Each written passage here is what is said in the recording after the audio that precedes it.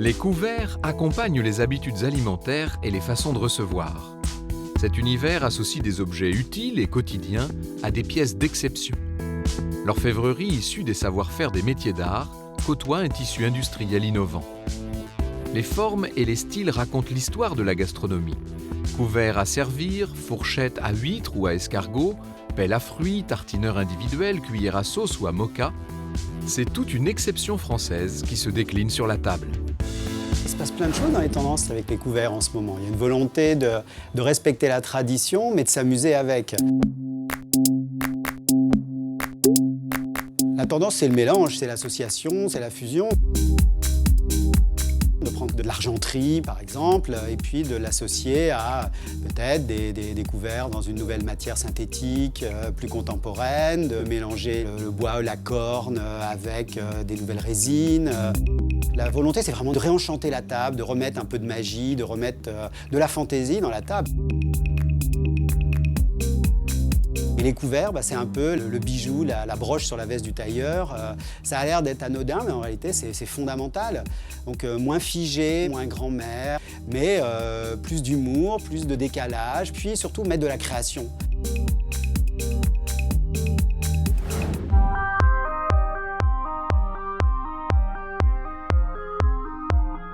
Au Moyen-Âge, on utilise un tailloir et un tranchoir. Jusqu'au XVe siècle, on découpe et on pique les aliments avec son couteau. La cuillère, elle, investit les tables au XIVe siècle. Quant à la fourchette, c'est Catherine de Médicis qui en importe l'usage à la Renaissance. Mais c'est au XVIIIe siècle qu'elle se généralise. La notion de couvert ne désigne au départ que la fourchette et la cuillère. Parce que le couteau est considéré comme un objet personnel que l'on a avec soi. À la fin du XVIIIe siècle et au début du XIXe, la salle à manger apparaît comme espace permanent dédié au repas. Et en même temps, les habitudes vont changer, non tellement celles liées à la coutellerie, on ne se déplace plus forcément avec son couteau. De ce changement-là va aboutir la présence permanente du couteau dans les ménagères. La ménagère de 48 pièces, ou de plus de 100, est liée aux conventions matrimoniales. Elle se développe au XIXe siècle et représente le cadeau de mariage par excellence. À cette même époque, une technique de traitement de surface des objets élargit les possibilités. L'électrolyse permet de recouvrir un métal ordinaire d'une couche fine d'argent ou d'or par bain électrochimique. Cette application de la galvanoplastie révolutionne le couvert. Un Français a l'idée de la développer à l'échelle industrielle. Charles Christophe, notre fondateur, dépose un brevet en 1842 qui signe l'invention du métal argenté. Nous sommes à l'époque au cœur du 19e siècle, un siècle en pleine transformation où les classes sociales bougent, évoluent. La bourgeoisie se développe, prend le pas progressivement sur l'aristocratie. Cette découverte permet donc une production accrue de pièces argentées. Et en plus, une production de qualité. Donc tout de suite, les industriels vont s'y intéresser. Le métal argenté va permettre à beaucoup plus de monde d'avoir des objets beaucoup plus beaux. 19e siècle, on est là aussi en plein dans l'expansion des théories hygiénistes. Et le métal argenté, tout comme l'argent massif, a cette même qualité d'être totalement bactéricide. Donc vous utilisez des produits plus beaux, des produits plus solides et des produits plus sains aussi. Alors que le métal argenté démocratise le couvert de qualité, l'argent massif et le vermeil sont toujours travaillés dans le cadre de pôles d'excellence. Les grands orfèvres du 19e, Froment-Meurice ou Odiot par exemple, ne vont pas être attirés par cette technique puisqu'ils ont déjà une clientèle qui est intéressée par l'orfèvrerie en argent massif. Pour différencier l'argent massif du métal argenté, il existe un code en France, c'est le poinçon. Sa codification aide le consommateur à s'y retrouver. Ici, on a un couteau qui est en argent massif. On va retrouver deux poinçons, très nets ici. La tête de Minerve, c'est le poinçon qui est utilisé pour l'argent massif en France depuis 1838. Et là, on a un poinçon de forme losangée qui correspond, lui, au poinçon du maître orfèvre. C'est l'auteur de la pièce. Un orfèvre est un artisan qui travaille l'or ou l'argent. La maison Richard perpétue le savoir-faire et les techniques traditionnelles pour fabriquer des pièces de table, des objets décoratifs ou religieux. Les couverts y sont faits à la main, en particulier ceux en argent massif.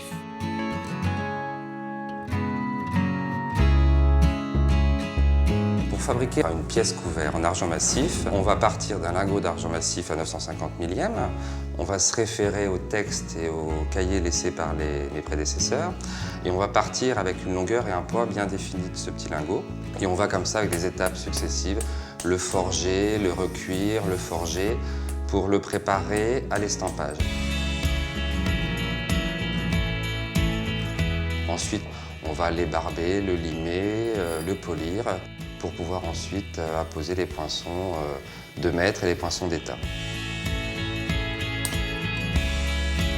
Quand on va étape par étape bien respecter ces règles, au final, l'objet est magnifique. En 1948, le monde du couvert va être bouleversé par une idée. Guy de Graine a la connaissance de l'inox. Il prend le pari d'utiliser cette matière inaltérable et inoxydable pour fabriquer des couverts. C'est le début d'une longue histoire.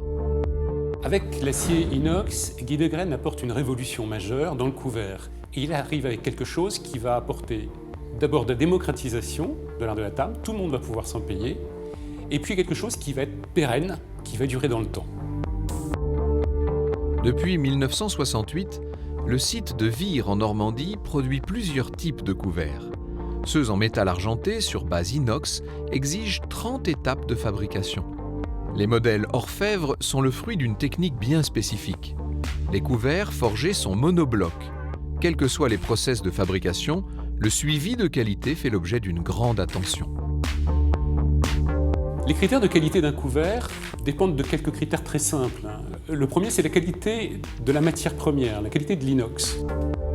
Nous utilisons la meilleure qualité, qu'on appelle 1810, qui n'a pas de problème de rouille.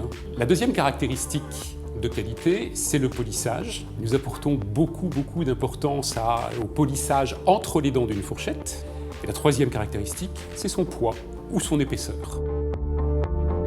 Objet usuel apparemment très simple, les couverts requièrent en fait une grande technicité. C'est un exercice esthétique très pointu qui séduit les designers. Pour un designer, le couvert, c'est un peu le Graal. C'est comme la chaise ou la lampe. C'est extrêmement compliqué. Il y a un travail sur l'ergonomie, sur le geste, le poids. Enfin, c'est très particulier. C'est un exercice qui est très stimulant pour les talents créatifs. Les grandes maisons s'approprient les inspirations et les styles des designers pour renouveler leur savoir-faire.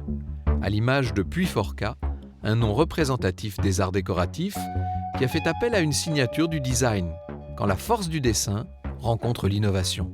Dessiner un couvert, c'est un exercice de style. Je vais étudier l'usage. J'ai voulu faire quoi? Que la lame ne touche pas la table. C'est tout simple. Comme ça, on ne salit pas la nappe. J'ai voulu aussi améliorer la préhension du couteau.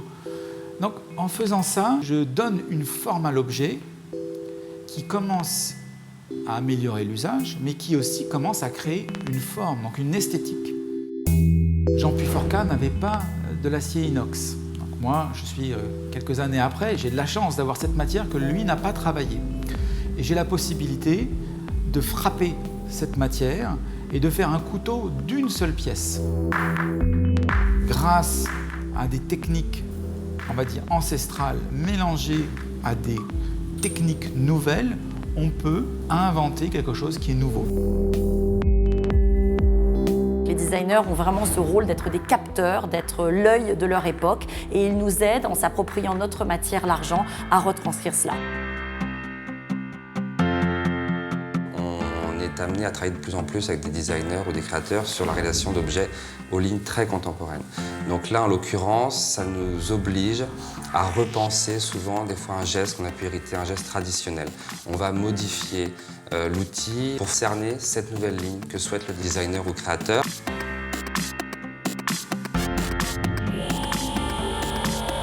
Pour que le dessin du créateur devienne un couteau, il faut souvent pousser la recherche et développer de nouveaux outils. Tout l'intérêt de travailler avec les designers, c'est qu'on ne sait jamais le faire. C'est-à-dire que vous prenez n'importe quel projet, à la genèse du projet, on ne savait pas faire ce que le designer voulait qu'on fasse.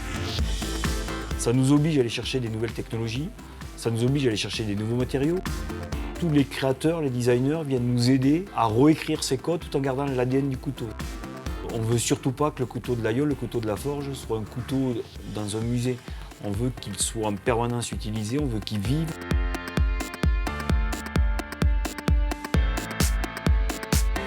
L'aïeul, c'est avant tout un village. C'est un village où il y a une très forte concentration d'agriculture, une très forte concentration, j'allais dire, de gastronomie. Je pense que derrière le mot l'aïeul, il y a tout ce patrimoine culturel, puisque c'est quand même la capitale de l'Aubrac. Au moins 6 ans sont nécessaires à former un bon coutelier. À la forge de l'Aïeul, on tient à transmettre ce geste ancestral. Il faut beaucoup d'étapes avant de voir la célèbre abeille sur un couteau. Tout commence par un laminage à chaud de l'acier. Notre métier, c'est d'abord d'être des forgerons, c'est-à-dire qu'on va travailler l'acier à chaud. Notre premier métier, vraiment, est concentré sur ce fil coupant. Ensuite, il y a tout un travail sur l'esthétisme du couteau, où on va amener des savoir-faire de sculpture, de guillochage, de montage, de polissage, etc.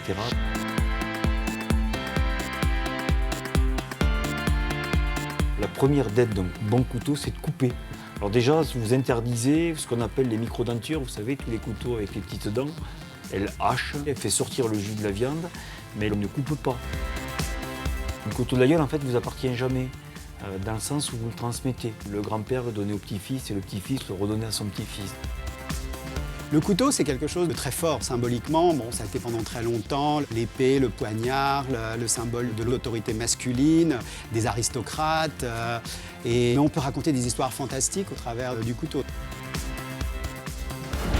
Nontron, en Dordogne, Nogent, en Haute-Marne, ont longtemps porté la tradition coutelière française. Mais le plus grand centre français de production se situe toujours à Thiers, en Auvergne. Plusieurs marques y maintiennent la tradition, en particulier pour les couverts de table. Depuis 500 ans, on fait des couteaux à Thiers. Il y a des gens venus de Saint-Étienne qui faisaient des armes. Ils nous ont appris à travailler le métal et ils nous ont appris à faire des couteaux.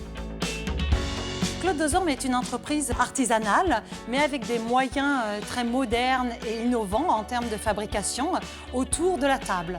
C'est-à-dire qu'on va avoir une grande capacité à créer de nouveaux modèles, des couteaux de table, des pelles à tarte, des fourchettes à dessert, parce que nous avons un outil qui est adapté, avec des moyens comme le laser, le marquage au laser également.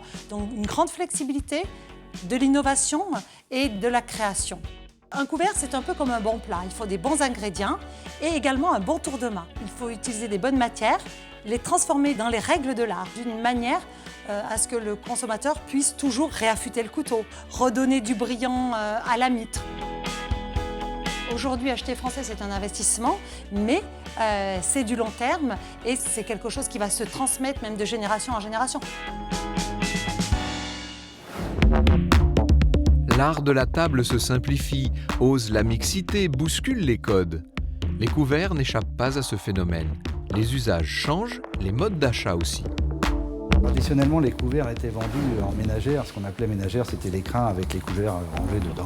Tout ça, ça allait bien tant que les arts de la table étaient très normés. À partir du moment où les repas se sont déstructurés, les occasions de repas sont plus les mêmes. Une fois, on veut faire du très traditionnel, mais une fois, on veut faire du très contemporain, et une fois, on veut faire de la cuisine exotique. Et bien évidemment, la ménagère n'a plus de sens. Aujourd'hui, la manière de vendre le couvert évolue énormément, soit parce qu'on est sur des achats de plaisir et on va acheter des couverts pour 6 personnes avec des couleurs différentes, de telle manière que le consommateur fabrique lui-même sa collection à travers le temps. On peut inventer beaucoup de choses sur des fonctions différentes, comme des couverts que nous avons créés il y a quelques années pour le poisson, avec un couteau spatule. Bien sûr, on ne reçoit plus du tout de la même manière. On s'attable en plus petit comité, la convivialité est plus intime. On va recevoir en revanche beaucoup plus debout ou assis différemment autour de notions qui ont été inventées récemment, comme le brunch ou le cocktail dînatoire. Pour accompagner les nouveaux modes de vie, nous allons proposer un objet très innovant, une sorte de petite sculpture et qui, quand vous la découvrez, révèle un ensemble de couverts pour 6 personnes qui invite à dresser sa table comme on l'entend. Le monde des couverts doit pousser son investigation sur la matière et s'adapter aux nouveaux modes de vie. Entretien, passage au lave-vaisselle, nouveaux motifs, nouvelles sensations au toucher sont quelques-uns des axes de son développement. La recherche et développement, chez nous, va porter sur des aspects esthétiques, comme le travail que nous avons mené avec le designer Marcel Wanders, qui est le premier couvert de l'histoire entièrement gravé, ce qu'on appelle en all over, donc absolument sur l'intégralité de sa silhouette. Je pourrais en citer une autre qui est comment lutter contre l'oxydation de la matière argent. Nous travaillons à la définition d'un brevet qui permettrait d'utiliser ces couverts sans avoir à les nettoyer aussi souvent que vous devez le faire aujourd'hui. Donc évidemment, la recherche et développement porte une notion d'avenir et de préparation de l'avenir importante. Cette tradition française, elle est très honorable, elle est fantastique, mais c'est pas l'ancrer dans le passé, dans la mémoire, pas la figer, au contraire, lui faire préparer demain et l'emmener vers des nouvelles aventures.